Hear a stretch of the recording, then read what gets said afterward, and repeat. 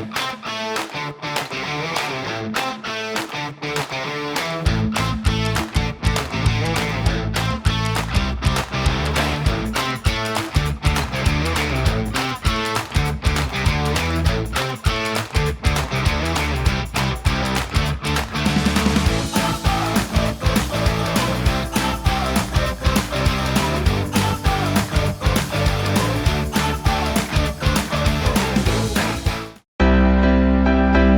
name is Joseph Hurst. I live in Ankeny, Iowa, and I'm a part of the PMBA program. I currently work as the Director of Sales at Stony Creek Hotels in Johnston, Iowa, and I chose the Iowa State MBA program because it just made perfect sense. About 2 years ago, I started this wonderful program, and I couldn't imagine not having done it. What has helped the most balance work, life, school, has been the people I'm in class with. It's great to go through questions, problems, study for tests, and it just makes the whole class so much easier.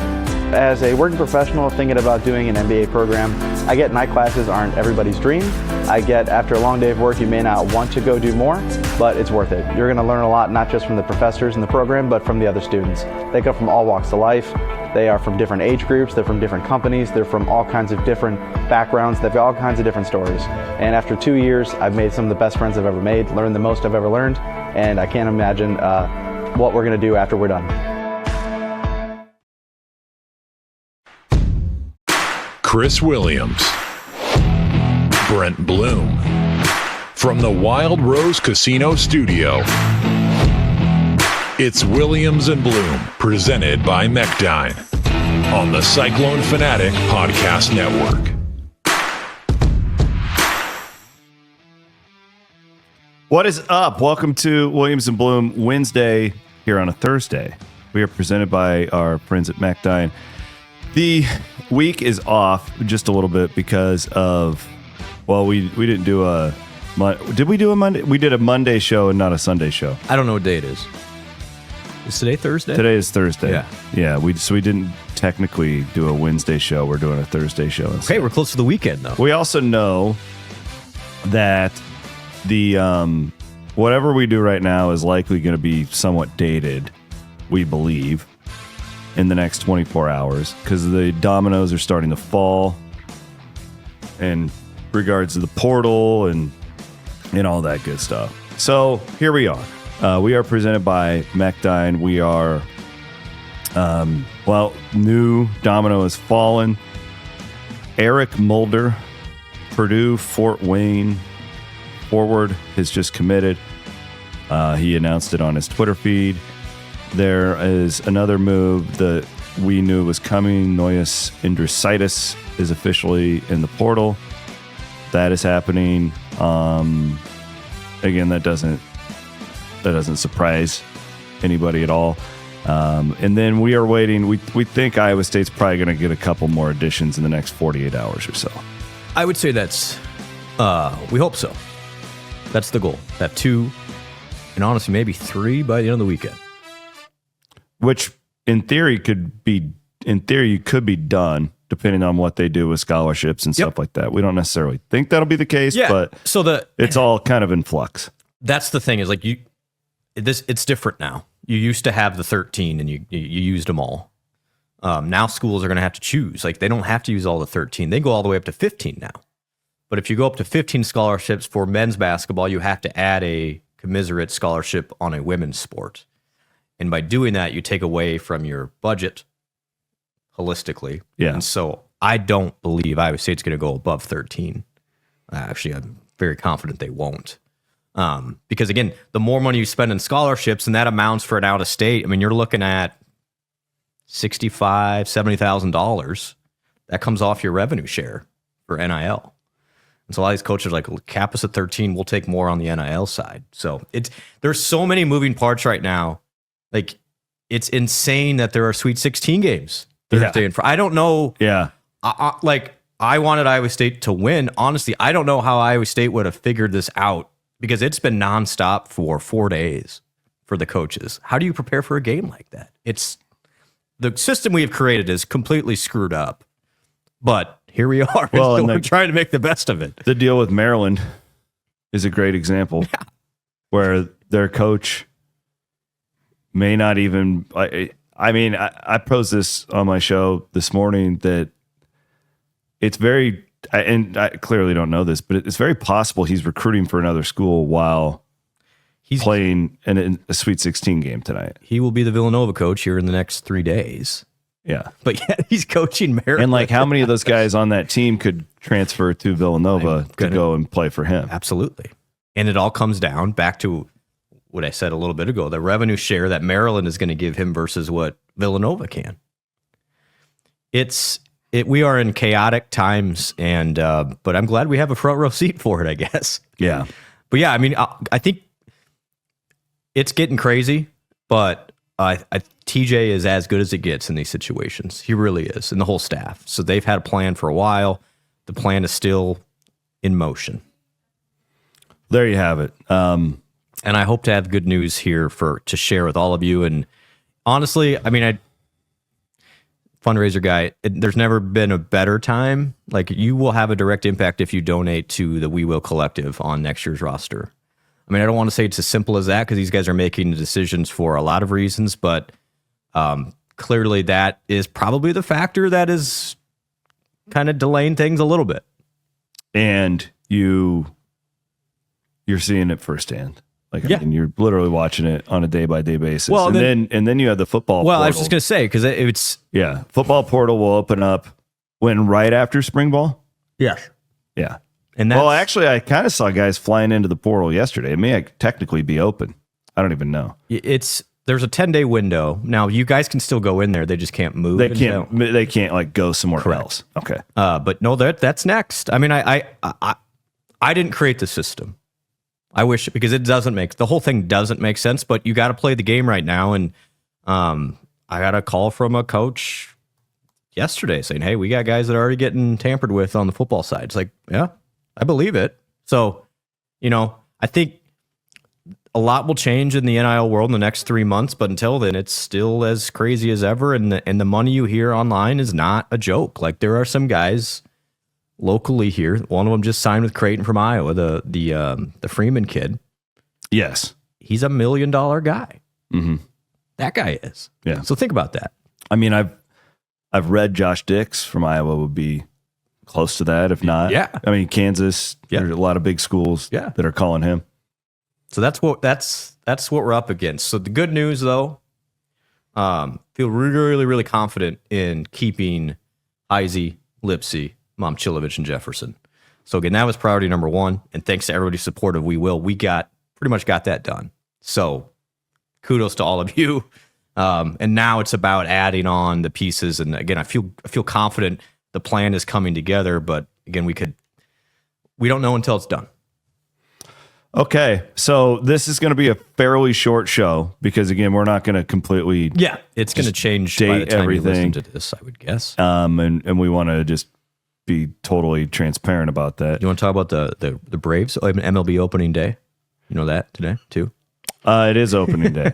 I was told. It's so funny, and I'm not one of those baseball haters. Yeah, I know. I actually really like baseball. Specifically my Atlanta Braves, but I didn't even realize it was opening day until last night when we submitted our rundown for two guys to Van Winkle, and he's like, "You're not even going to mention it's opening day?" And I'm like, "What are you talking about? What do you know about this Moulder kid?" Man, another analytical stud. The numbers aren't going to pop off the screen, but finished number 1 in offensive rating in KenPom last year. He's a Brant Chatfield type player in that he's going to work hard. He makes everything around the basket, doesn't shoot the three, not a great shooter, but rebounds his tail off, set screens. And I think just like Chatfield and even, Rob Jones to that extent. Now, he's not as big as those guys, and that's the question mark. I mean, he's 6'8", 225, local kid. He wanted to be an Iowa State guy, so there's the want to there. Played at Pella Christian, but he's going to come in and work hard and not demand the ball. And I think that's the thing. Not everybody can have the ball. Mm-hmm. And where some of these teams have gotten in trouble in this era is trying to get guys that they're too ball centric, right? Like not everybody. And so he's going to come and know his role. He's going to play hard, and there's no question he's got the toughness and the attitude that will lift everybody else up. And he's been productive. Like he dunks everything. He makes everything around the basket. He can guard 3 to 5. I mean, where Iowa State, in my opinion, got hurt at times last year on defense was Jackson and Chatfield were almost too big, and they couldn't switch on some of those more versatile wing type forwards. This guy can. You know, he's an emergency 4. He could maybe play the 5, but you could 100% play Moulder and Jefferson together. Absolutely can. And then, you know, Moulder is a physical guy, but then also keep in mind, Iowa State's got Dom Plata coming in from Germany, who's 6'10", 225, 230. Again, not a bruiser type, but a guy that can guard 3 to 5. And so I think Iowa State is addressing, in a lot of ways, its versatility defensively. Defense first, because again, I think Iowa State's going to have guys to put the ball in the basket. Clearly, they have a need to replace Deshaun Jackson, and that's a priority right now. And then another guard type to put the ball in the basket. But I think think things are lining up for what Iowa State wanted to do. And Moulder's one of those guys that's not going to pop off he's not going to be on SportsCenter that Moulder commits to Iowa State, but he is going to fit a need that Iowa State really needed in that rebounder, hustler, set screens, and just work his ass off, honestly. And that's, yeah, you said that about a lot of teams getting in trouble with that. It's like you do still have to have role guys. It can't all be. And I think if the rest of this portal stuff happens the way they're hoping, it'll kind of come to fruition a little bit too. This guy shot 76%. He's a little bit. It reminds me a little bit when they signed Coots. Yeah, like just from an analytics standpoint, not the same type of player, but like as far as the pieces fitting and that type of thing. He's one of those guys where he wouldn't be your first choice until you start digging and you're like, oh my gosh, this guy does all of these things well that impact a game, but it's not the things that are going to cost you the huge Owen Freeman dollars, honestly. So he's going to be an impact guy. They're not going to count on him to play 20 minutes a game, but he'll come in and play a role and just be a tough guy. And there are times this year, Iowa State could use another tough guy, right? Like, an enforcer type. And again, Moulder's grew up an Iowa State guy, and I'm excited for him and ready to see what he can do in Cardinal and Gold. And I think you guys will like him a lot. Hope so. I'm sure we will. I like the Iowa aspect and all that good stuff. You want to have guys like that who like really want to be there. Well, and I know that talent usually wins out, but it helps to have, as you've seen, like the Cade Kelderman thing's a great example. Yes. Do you necessarily want him playing 30 a game? No, but there's more to it than that. Like as far as the Summers and not all 13 guys can be stars.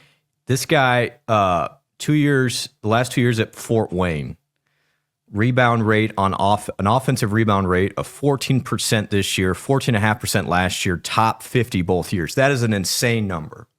And I know it's Fort Wayne, right? But that's still, if you're getting offensive rebounds on 14% of every possession, that is elite hustle. I mean, that is big time.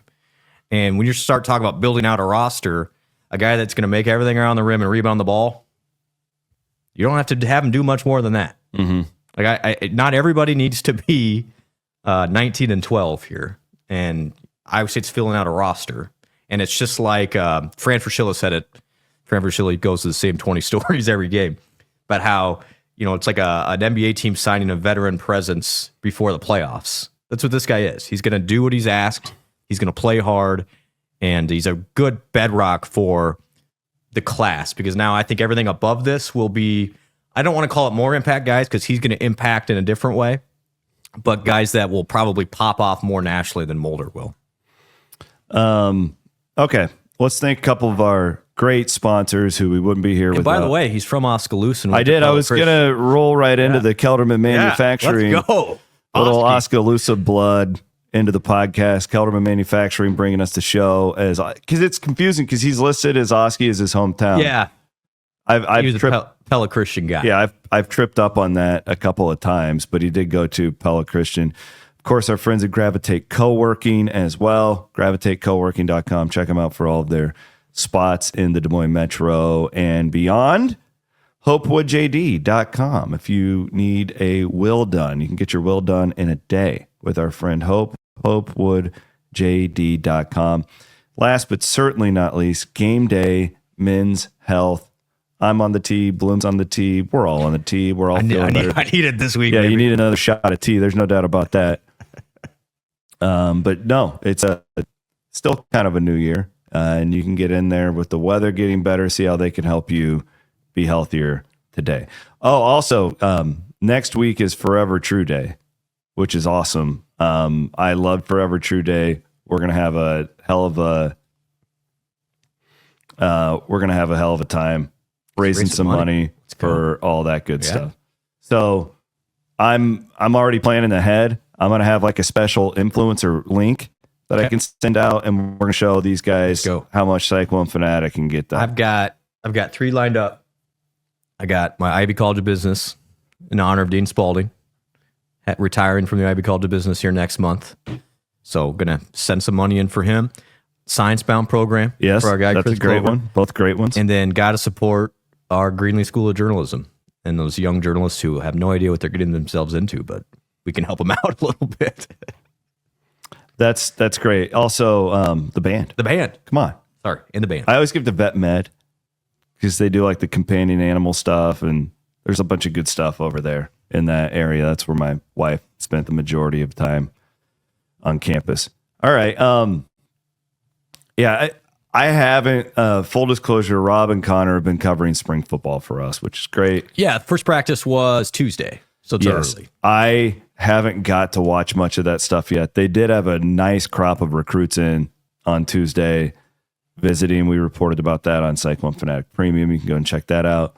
But we'll do a lot more spring football stuff coming up here in the next few days. Oh, by the way, one more.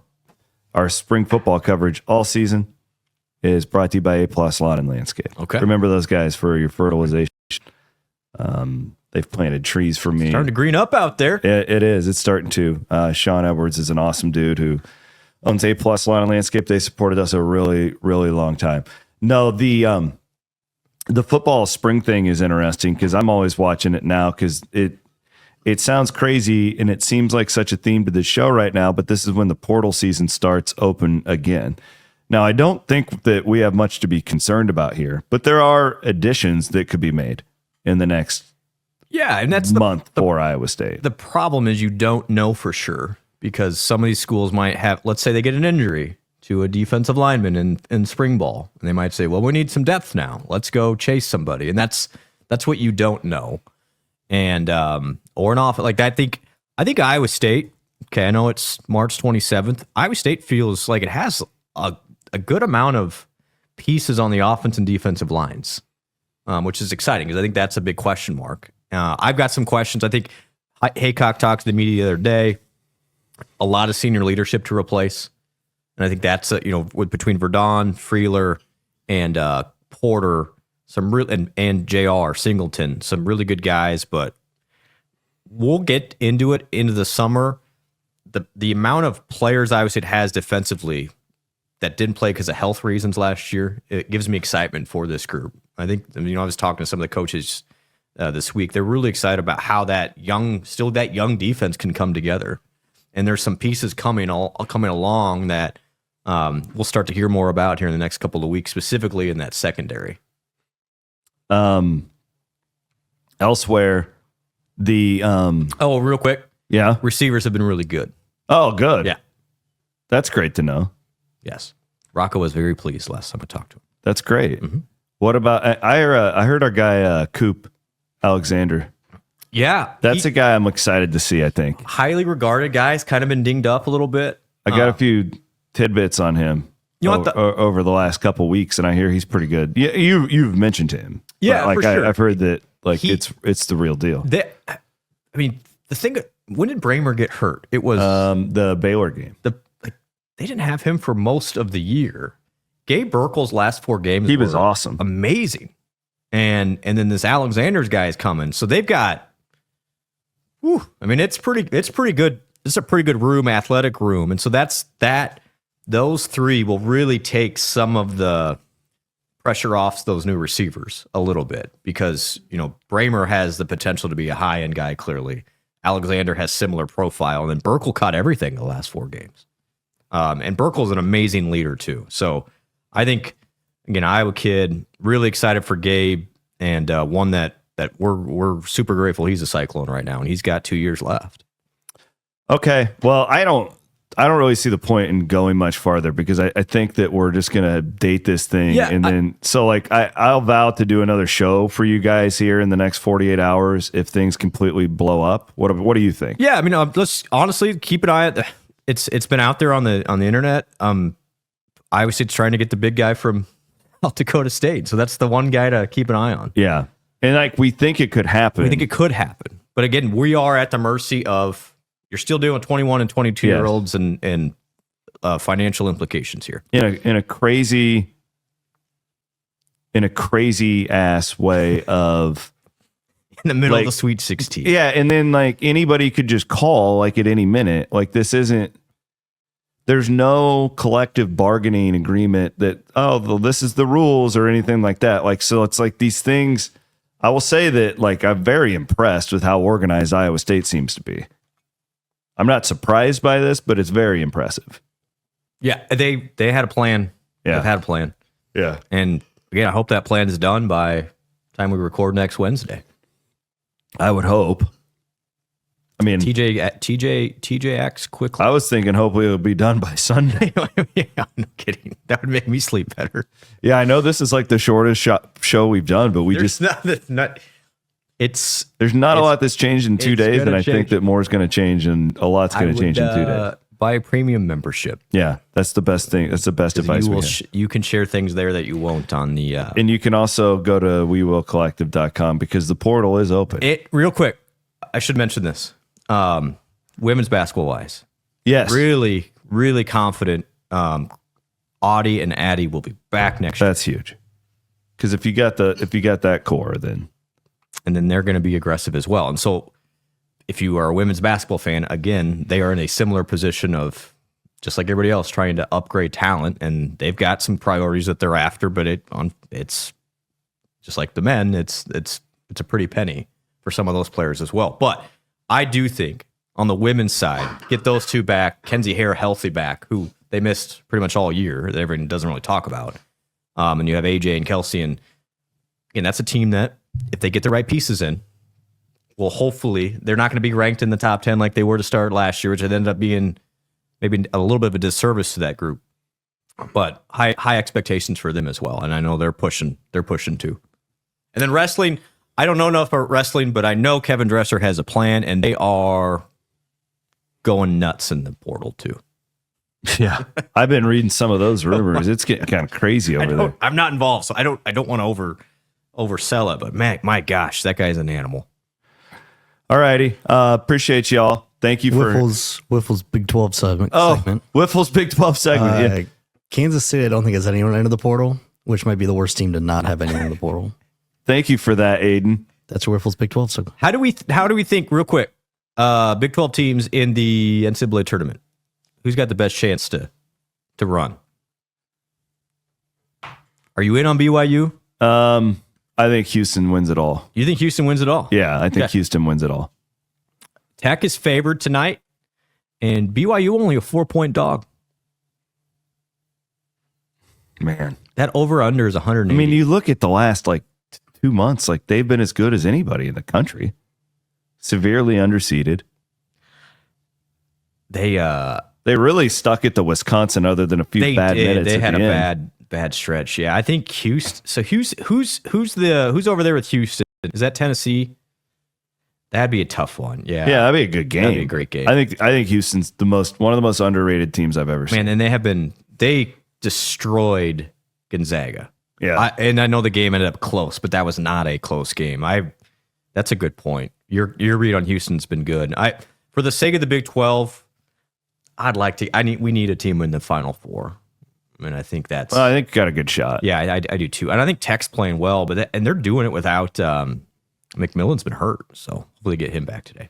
I'm excited. I like watching BYU play. I really do. They are a fun team. The problem is, real quick on the bigger picture, Utah just hired the Sacramento Kings assistant GM to be the GM of their basketball team. They are following the exact same model that BYU is doing. and those two are hell-bent on overspending on everybody. Look out for those. I mean, BYU is already good. They're bringing in DeBanson next year, and they're going to throw all sorts of cash at this thing. Yeah. And this is not the SEC and the Big Ten. This is right in our conference. I mean, that's so there's teams that even in this era they're going for it, and those it turns out there's a lot of money in Utah, and they're going. It turns out, man. So, but hey, we'll keep you posted, and appreciate all your guys' support. And one day at a time. One day at a time. Maybe we'll be back tomorrow. Maybe. All right. He's Brent Blum, Aiden Wyatt producing. Thanks for hanging out with us here on a short one on your Thursday. Cyclone Fanatic.